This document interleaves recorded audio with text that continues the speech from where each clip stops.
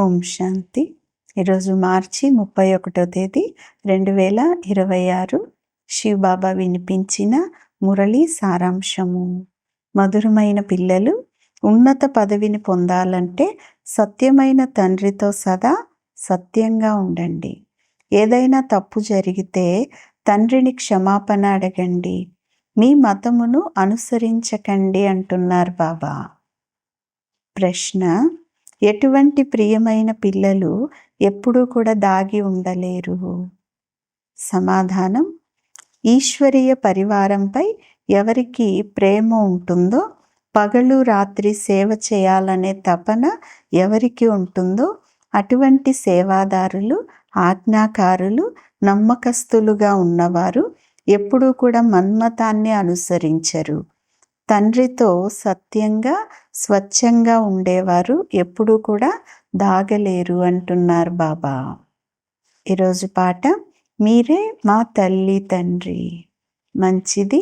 మధురాతి మధురమైన అపురూపమైన పిల్లలకు తల్లి తండ్రి బాప్దాదాల యొక్క ప్రియ స్మృతులు మరియు గుడ్ మార్నింగ్. ఆత్మిక తండ్రి, ఆత్మిక పిల్లలకు నమస్తే. ఆత్మిక పిల్లలు ఆత్మిక తల్లి తండ్రికి ప్రియ స్మృతులు, గుడ్ మార్నింగ్ మరియు నమస్తే నమస్తే.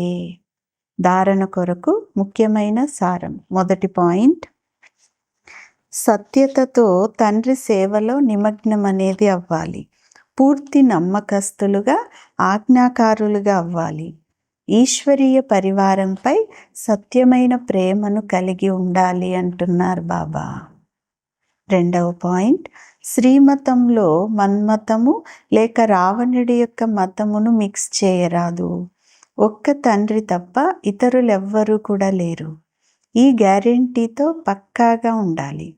హృదయాన్ని శుద్ధంగా పవిత్రంగా చేసుకోవాలి అంటున్నారు బాబా. ఈరోజు వరదానం: ఆత్మీయత సుగంధము యొక్క ఆధారంపై అందరికీ కూడా పరమాత్మ సందేశాన్ని ఇచ్చేవారు విశ్వ కళ్యాణకారి భవ. వరదానం యొక్క వివరణ: ఆత్మీయత యొక్క సర్వశక్తులను స్వయంలో ధారణ చేసుకుంటే ఆత్మీయత సుగంధం సహజంగానే అనేక ఆత్మలను తన వైపుకి ఆకర్షించుకుంటుంది. ఎలాగైతే మనసా శక్తి ద్వారా ప్రకృతిని తమో ప్రధానం నుంచి సతో ప్రధానంగా చేస్తారో, అలా విశ్వంలోని ఇతర ఆత్మలు ఎవరైతే మీ ముందుకు రాలేరో వారికి దూరంగా ఉంటున్నా కూడా ఆత్మీయత శక్తి గల మీరు తండ్రి యొక్క పరిచయాన్ని లేక ముఖ్యమైన సందేశాన్ని ఇవ్వగలరు. ఈ సూక్ష్మమైన మిషనరీని తీవ్రం చేసినప్పుడు అనేక మంది తప్పించేటటువంటి ఆత్మలకు దోసిలి లభిస్తుంది. అప్పుడు మిమ్మల్ని విశ్వ కళ్యాణకారులు అని అంటారు అంటున్నారు బాబా.